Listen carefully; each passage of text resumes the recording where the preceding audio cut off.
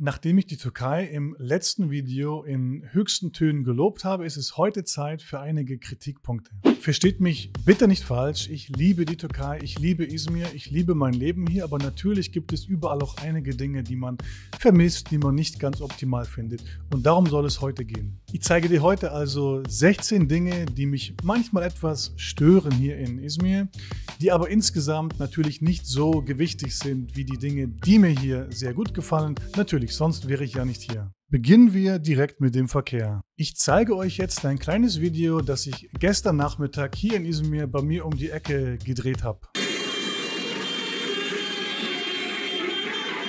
Okay, tut mir leid. Das war selbstverständlich ein sehr schlechter Witz.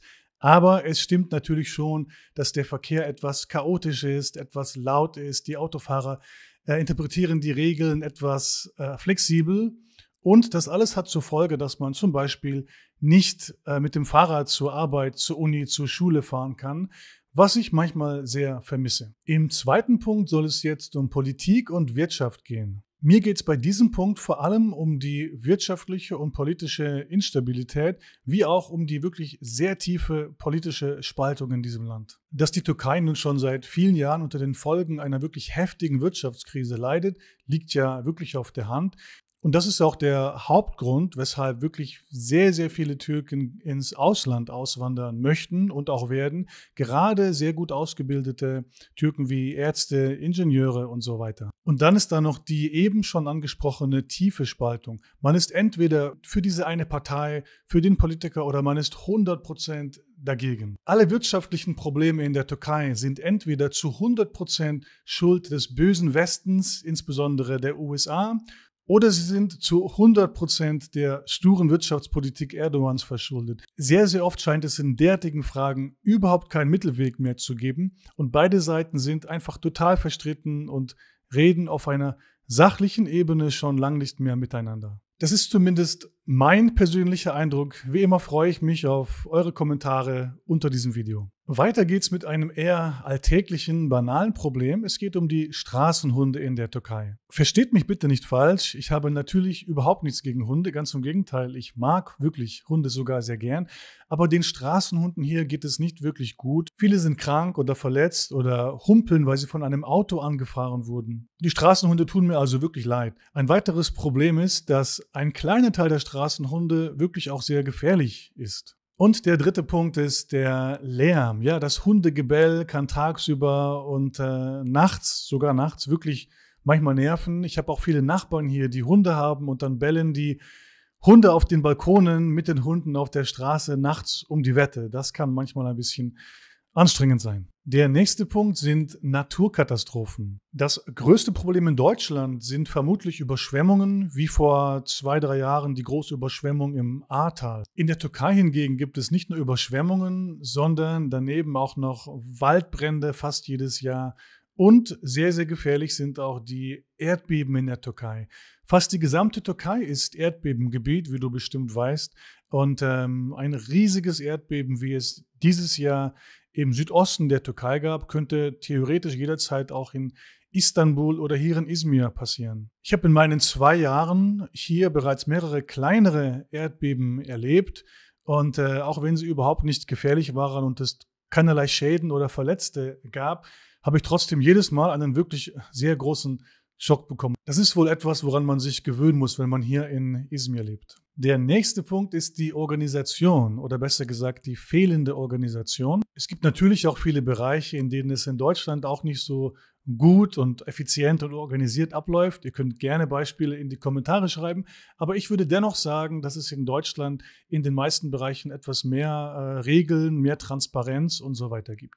Also Dinge sind in Deutschland insgesamt gesehen doch mehr organisiert und mehr reglementiert, ja teilweise sogar auch überreglementiert. Und somit ist also der Fakt, dass in der Türkei einige Dinge etwas weniger organisiert sind und etwas flexibler sind, je nach Bereich entweder ein Vorteil oder auch ein Nachteil. Der nächste Punkt, der mich manchmal etwas stört, ist die Verkaufskultur. In Deutschland wird man allermeistens als Spaziergänger oder als jemand, der auf einer Parkbank sitzt, einfach in Ruhe gelassen. Hier in der Türkei, gerade wenn man wie ich, wie ein Ausländer aussieht, wird man doch sehr, sehr oft angesprochen, ob man nicht in diesem Restaurant essen möchte, ob man nicht einen Becher Tee kaufen möchte, ob man nicht eine Rose kaufen möchte, oder oft kommen auch Wahrsagerinnen und möchten meine Zukunft anhand meiner Hand ablesen.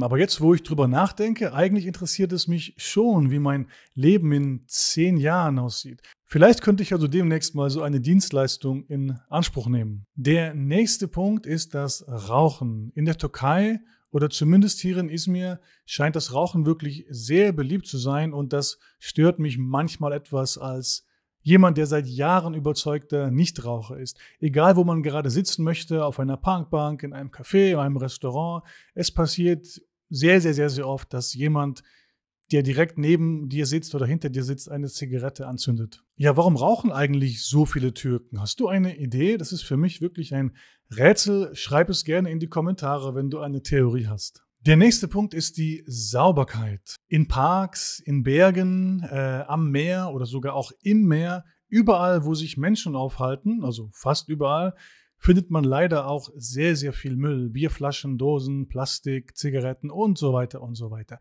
Das machen natürlich bei weitem nicht alle Türken. Von meinen Freunden macht sowas niemand. Aber es gibt doch einen kleinen Teil hier, der leider die Umwelt verschmutzt. Ja, das ist wirklich schade. Hoffen wir mal zusammen, dass das Bewusstsein dafür in den nächsten Jahren etwas wächst. Der nächste Punkt ist der Lärm. Das ist wahrscheinlich für euch keine große Überraschung, dass es in der Türkei etwas lauter ist als in Deutschland. Das war auch für mich keine Überraschung. Laute Motoren, hupende Autos, das vorhin schon angesprochene laute Hundegebell, die Verkehrspolizei, die rumfährt und Leute ermahnt, dass sie hier oder da nicht parken dürfen und so weiter. Es ist doch relativ laut manchmal, und das ist ebenfalls ein kleiner Nachteil aus meiner Sicht. Der nächste Punkt ist die Kommunikation, oder besser gesagt die indirekte Kommunikation. In Deutschland heißt ein Ja in den allermeisten Fällen Ja, und ein Nein heißt meistens auch Nein. In der Türkei ist das wirklich anders. Ein Nein kann vielleicht bedeuten, ein Ja kann Nein bedeuten, ein Nein kann Ja bedeuten und so weiter und so weiter.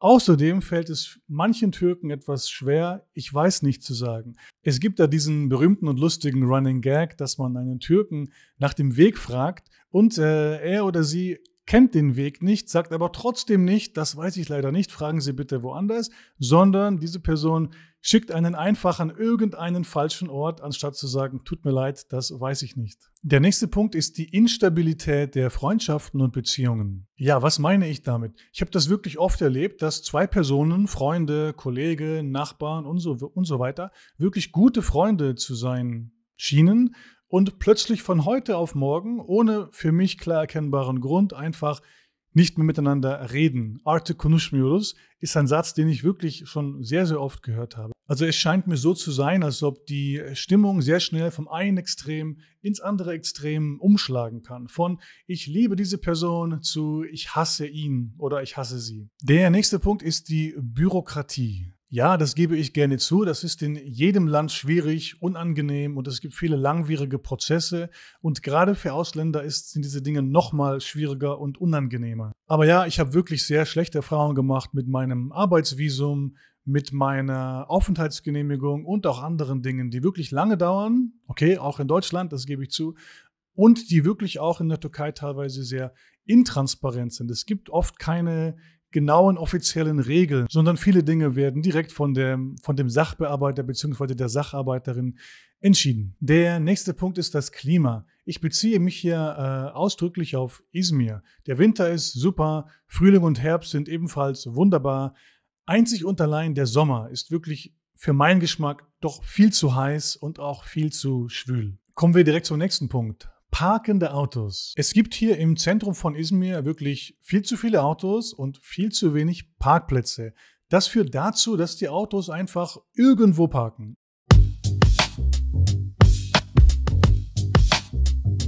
Insbesondere natürlich auf dem Gehweg, und sie blockieren damit den ganzen Gehweg. Das ist für mich noch kein großes Problem, aber ich habe schon mehrmals aus erster Hand mitbekommen, wie schwierig das sein kann für Menschen mit einer Behinderung. Denkt an Blinde oder an Menschen im Rollstuhl oder denkt einfach nur an Eltern mit einem Kinderwagen. Der nächste Punkt könnte vielleicht auf den ersten Blick etwas überraschen, aber lasst mich erklären, was ich hiermit meine.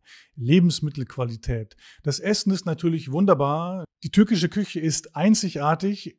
Siehe mein letztes Video. Aber es gibt ein Problem. Ich rede hier vom exzessiven Gebrauch von Pflanzenschutzmitteln. Denkt an Herbizide, Pestizide, Fungizide und so weiter und so fort. Ja, auch in der EU sind die Kontrollen und die Grenzwerte meiner Meinung nach nicht streng genug. In der Türkei ist das Problem nochmal um ein Vielfaches größer. Es sind hier wirklich noch Pflanzenschutzmittel zugelassen, die in der EU schon längst verboten sind. Und es kommt auch regelmäßig vor, dass türkisches Obst und Gemüse aus Griechenland oder aus Deutschland wieder zurückgesendet wird, weil die Grenzwerte um ein 50- oder 70-faches überschritten werden. Und das ist kein Einzelfall, sondern leider eher die Norm. Also wenn es in Deutschland wichtig ist, zu Bioprodukten zu greifen, dann ist das in der Türkei nochmal 10-mal oder 100-mal wichtiger. Der nächste Punkt ist die Neugier. Das betrifft selbstverständlich wieder nur einen kleinen Teil der Menschen hier in der Türkei, aber es gibt doch einige sehr neugierige Menschen, die einem sehr persönliche Fragen stellen können, was mich nicht wirklich stört.